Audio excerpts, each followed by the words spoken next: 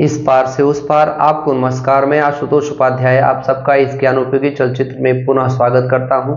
Fundamental of science के इस नए वीडियो में हम लोग आज भौतिक विज्ञान के बारे में पढ़ेंगे और उनकी शाखाओं के बारे में भी जानने की कोशिश करेंगे। तो बिना वक्त गवाए आइए देखते हैं फिजिक्स, भौतिक विज्ञान, जो कि ग्रीक भाषा के फ्यूसिस शब्द से प्रेरित है, जिसका अर्थ होता है नेचर, और नेचर का अर्थ होता है प्रकृति। तो यहाँ पर हम प्राकृतिक चीजों के बारे में पढ़ेंगे, ठीक है। और इसकी परिभाषा पहले ही पैटर्न पर रखते हैं हम लोग। The branch of science which deals with the study of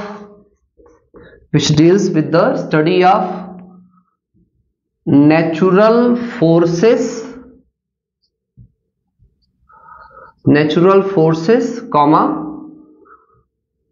properties of matter,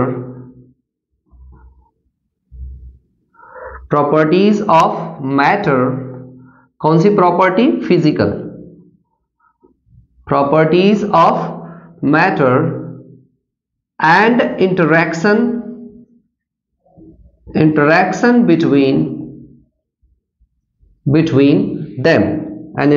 between them is called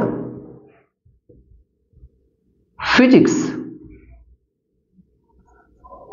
Hindi में कहे तो विज्ञान की वह शाखा जिसके अंतर्गत हम प्राकृतिक शक्तियों,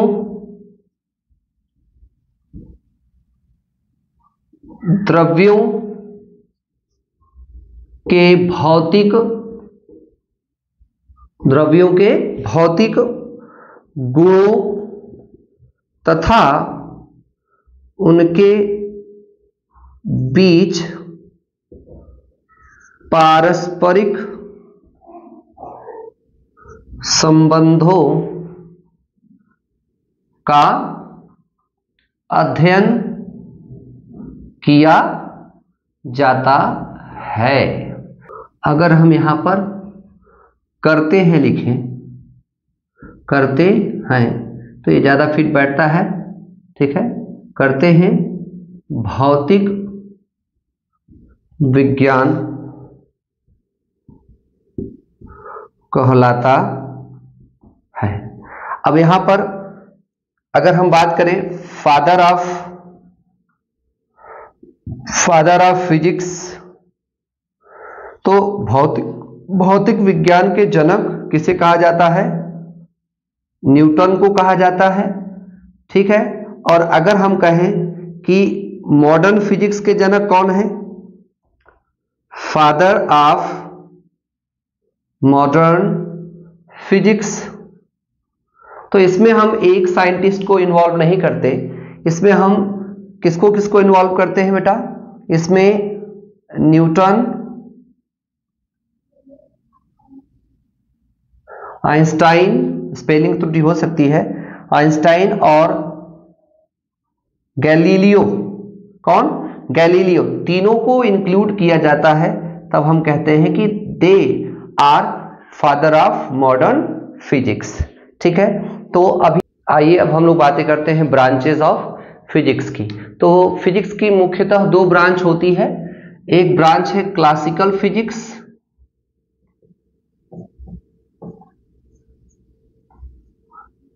फिजिक्स और दूसरा आपका है modern physics.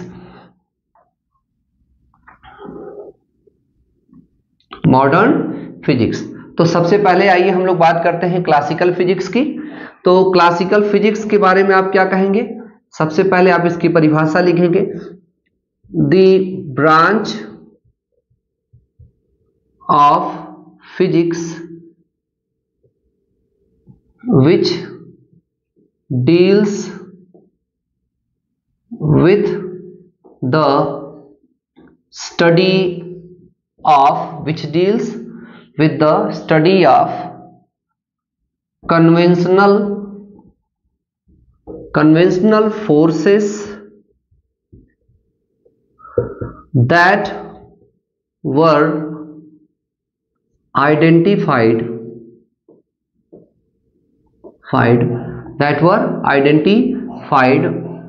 and developed before 20th century। मतलब जिसको हमने 20वीं शताब्दी से पहले ही हमने इसके बारे में पढ़ा था, इसके बारे में हमने खोज की थी, तो उसको हम क्या कहते हैं? क्लासिकल फिजिक्स कहते हैं। और इस फिजिक्स को हम न्यूटोनियन फिजिक्स भी कहते हैं। क्या कहते हैं बेटा? न्यूटोनियन फिजिक्स भी कहा जाता है। अब इसके अंतर्गत क्या क्या हमको पढ़ना पड़ता है? There are so many scopes of that, but हम कुछ चीजों को ही पढ़ने की कोशिश करेंगे जो हमारे लिए जरूरी है। ठीक है, तो यहां पर आप क्या क्या चीजें देख सकते हैं, इसके अंतर्गत क्या क्या इंक्लूड होती हैं। ठीक है, तो यहां पर आप मैकेनिक्स पढ़ेंगे। मैकेनिक्स इसी से रिलेटेड है। मैकेनिक्स के बाद आप इसमें साउंड या एकॉस्टिक्स, ठीक, और क्या पढ़ते हैं इसमें हम लाइट, ऑप्टिक्स, और क्या पढ़ते हैं? हीट, या इसको कह सकते हो थर्मोडायनेमिक्स,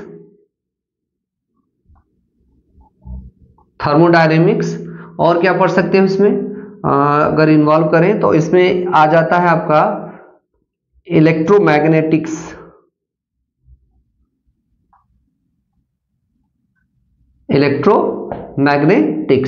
तो इलेक्ट्रोमैग्नेटिक्स का मतलब इसमें इलेक्ट्रिसिटी और मैग्नेटिज्म, हम दोनों की बातें करते हैं। ठीक है, तो ये तो रही परिभाषा किसकी?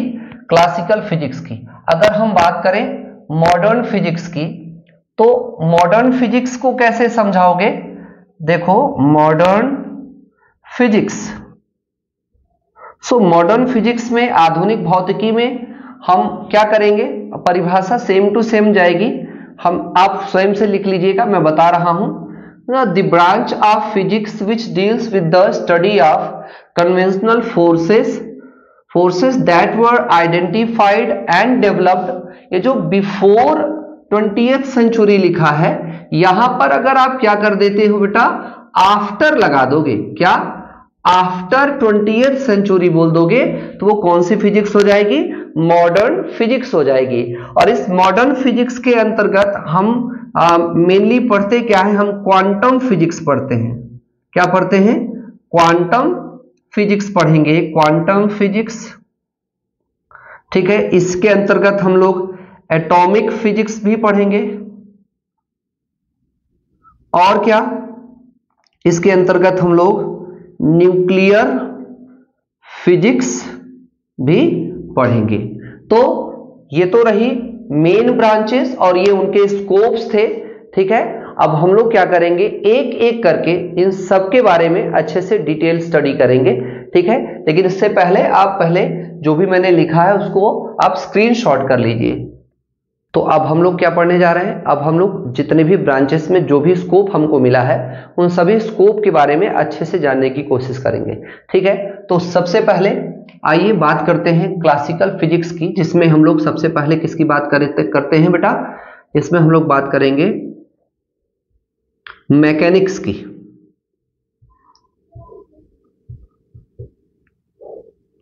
मैकेनिक्स मतलब यांत्रिकी। किसकी बात बेटा? मैकेनिक्स, हम यांत्रिकी की बात करेंगे। तो मैकेनिक्स में क्या है? हम इसमें करते क्या है? देखिए, इसमें हम लोग motion of an object,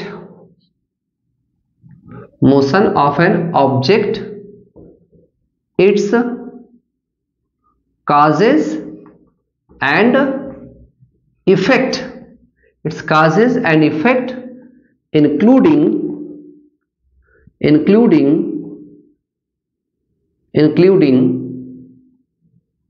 energy, forces,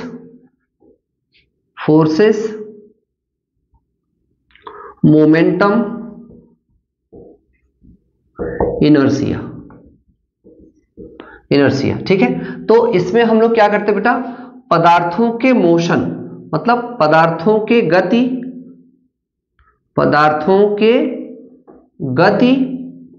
और उनके कारण, इफेक्ट, उनके प्रभावों का अध्ययन करते हैं। किसके साथ साथ, ऊर्जा, फोर्सेस, शक्ति या बल, मोमेंटम, गति और जड़त्व के साथ। मतलब यहां पर आप कह सकते हो कि the branch of classical physics which deals with the study of motion of an object, it's causes and effect, including energy, forces, momentum and inertia. It is called mechanics. हम इसमें ये कह सकते हैं कि इसमें हम लोग पदार्थों के गति, उनके कारण, उनके प्रभाव को किसके साथ, ऊर्जा, बल, गति और क्या कर सकते हो, जड़त्व के आधार पर हम उसका अध्ययन करते हैं। इसके बाद आता है मैकेनिक्स के बाद हम बात करते हैं बेटा साउंड या एकॉस्टिक कह सकते हो। एकॉस्टिक्स जिसको आप ध्वनिकी या ध्वनि से संबंधित आप कह सकते हो। तो इसके अंतर्गत हम क्या पढ़ते बेटा, recording of sounds, vibrations and wave,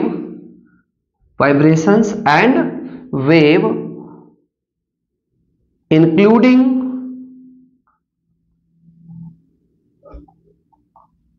transpiration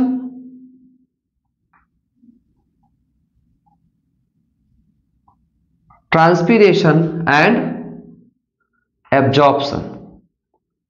मतलब हम इसमें क्या करते हैं कि ध्वनि, कंपन और तरंगों का अभिलेखन करते हैं, साथ ही साथ उसके संचरण और उनके अवशोषण का भी अध्ययन करते हैं। ठीक है, तो ये क्या हो गया आपका एकॉस्टिक, साउंड या ध्वनिकी। इसके बाद हम लोग लाइट या ऑप्टिक्स, ठीक है, इसकी शाखा इसको पढ़ेंगे, मतलब प्रकाश। तो इसमें क्या होता है बेटा, वही चीज, the branch of classical physics which deals with the study of nature of light, प्रकाश की प्रकृति, एंड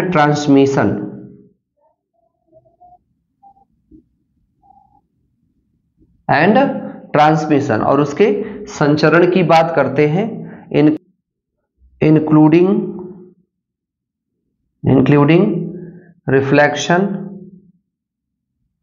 रिफ्लेक्शन, रिफ्रैक्शन, इंटरफियरेंस,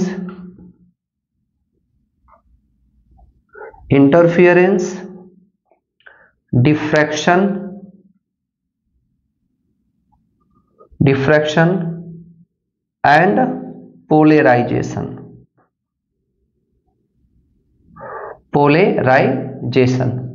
ठीक है, रिफ्लेक्शन का मतलब क्या होता है, परावर्तन, बाद में हम लोग सब डिटेल में पढ़ेंगे। और रिफ्रैक्शन मतलब अपवर्तन, व्यतिकरण,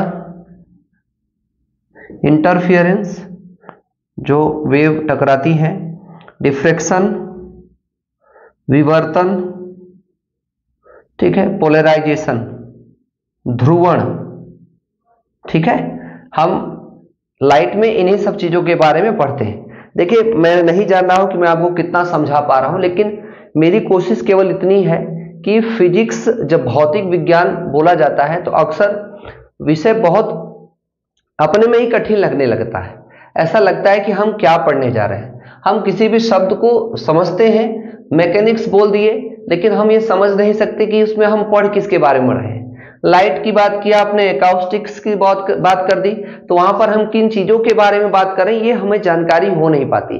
तो अगर आप किसी स्कोप के बारे में सुनो और तो उससे संबंधित कुछ चीजें आपके दिमाग में दौड़नी चाहिए कि हाँ इसमें किन किन चीजों की मूलतः बातें होती हैं। तो यही बात समझाने के लिए मैंने ऐसे इसको डिटेल में किया है। परिभाषा आराम से आप बना सकते हो, तरीका वही है। अब हम लोग पढ़ने जा रहे हैं बेटा थर्मोडायनेमिक्स के बारे में। थर्मोडायनेमिक्स, तो थर्मोडायनेमिक्स या इसको मैं हीट कह सकता हूं, ठीक है। तो इसमें हम किसकी पढ़ाई करेंगे बेटा, क्या पढ़ने वाले हैं? तो आप इसमें पढ़ने जा रहे हैं rules of measurement, rules of measurement of temperature, temperature of temperature, effect of temperature, effect of temperature,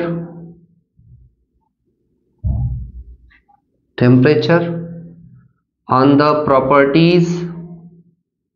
properties of matter, properties of matter, transformation,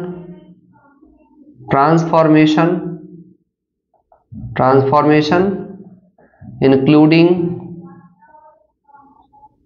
energy and work, ठीक है। इसमें हम किसकी पढ़ाई करते हैं? Rules of measurement of temperature, हम तापमान को नापने के नियमों का अध्ययन करते हैं। इफेक्ट ऑफ टेम्परेचर, ठीक है, तापमान के प्रभावों का अध्ययन करते हैं। किस पर? On the properties of matter, द्रव्यों के गुणों पर तापमान के प्रभाव का भी हम अध्ययन करते हैं। Transformation including energy and work, ऊर्जा तथा कार्य के बीच, ठीक है, इनके रूपांतरण का भी अध्ययन किया जाता है। तो हम इसे क्या कहते हैं? थर्मोडायनेमिक्स कहते हैं। आप इसको इस लैंग्वेज में पिरो सकते हैं, the branch of classical physics which deals with the study of, ठीक है, rules of measurement of temperature, effect of temperature on the properties of matter, transformation including energy and work is known as thermodynamics, ठीक। अब इसके बाद हम लोग क्या पढ़ेंगे? हम लोग पढ़ेंगे मैग्नेटिक्स। क्या पढ़ेंगे? मैग्नेटिक्स। तो मैग्नेटिक्स क्या है बेटा? हम इसमें पढ़ेंगे चुंबकत्व,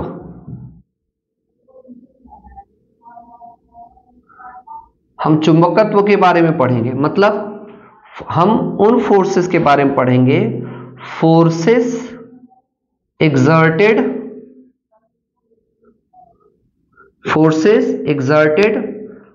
by attraction or repulsion,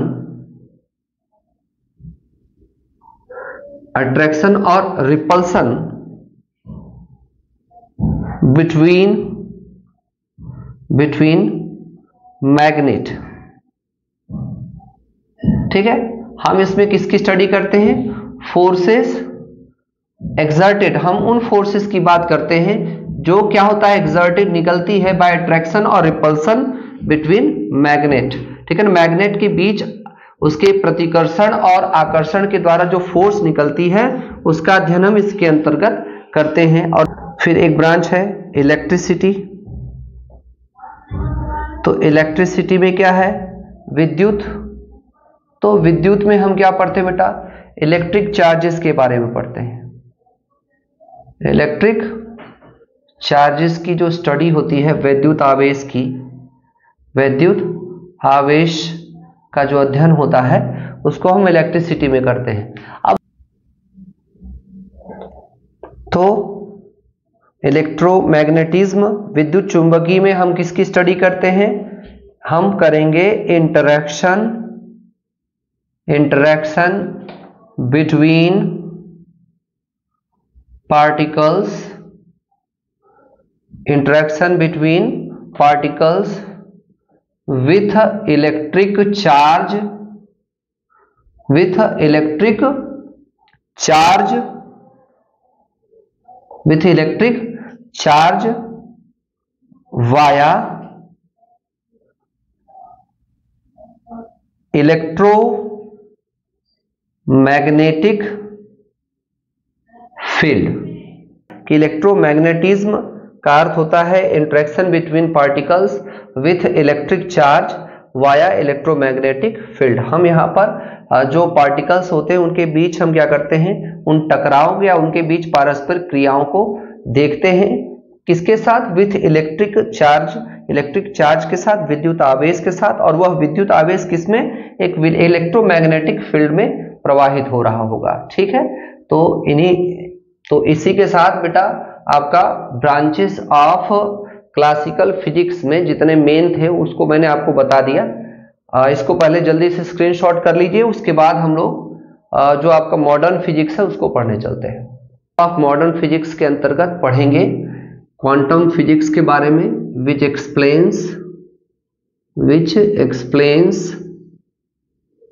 explains about energy and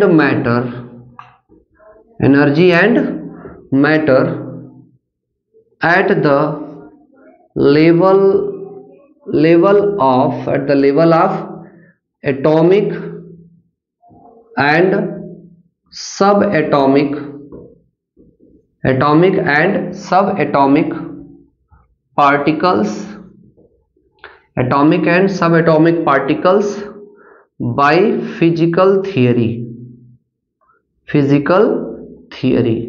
कहने का मतलब यही है कि भौतिक सिद्धांतों के द्वारा वह परमाणुओं के या कणों के परमाणविक तथा उप परमाणविक स्तर पर ऊर्जा तथा पदार्थों की व्याख्या करता है। ठीक है, तो इसे हम कह सकते हैं कि तरीका वही है, the branch of modern physics which deals with the study of explanation about energy and matter at the level of atomic and subatomic particles by physical theory. ठीक है, क्वांटम एटॉमिक फिजिक्स, तो atomic physics किसे कहेंगे? तो परमाणविक भौतिकी। तो परमाणविक भौतिकी क्या है बेटा? इसके अंतर्गत हम लोग क्या करते हैं, स्ट्रक्चर एंड प्रॉपर्टीज